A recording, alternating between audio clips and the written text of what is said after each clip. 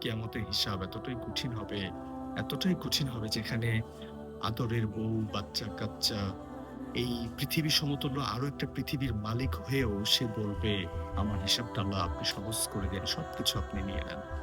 প্রতি ফজর সালাত আদায়ের বিনিময়ে আপনাকে ১,০০০ করে টাকা দেওয়া হবে। হ্যাঁ, কথাটা যা শুনেছেন, ঠিকই শুনেছেন। আসসালামু আলাইকুম। আপনি ফজর সালাত ওয়াক্তের সময় জাগা পাননি। অথচ ভোর ৭ টার সময় আপনার ডিউটি। সেই ডিউটিটাকে মেইনটেইন করার জন্য রীতিমতো উঠে প্রস্তুত হয়ে আপনি অফিস যাচ্ছেন। কেননা আপনাকে মাস শেষে মোটা অঙ্কের একটা নগদ টাকা প্রদান করা হবে। প্রতি মুসলমান ব্যক্তিকে যদি বলা হতো ফজর সালাতে ৳১,০০০ পর্যায়ক্রমে ৳৫০০ করে দেওয়া হবে মোট ৳৩,০০০ সারাদিন সালাত আদায়ের বিনিময়ে, তাহলে মসজিদে ভিড়াভিড়ি লেগে যেত। বরং কে আগে যাবে এটা নিয়ে প্রতিযোগিতা তৈরি হতো।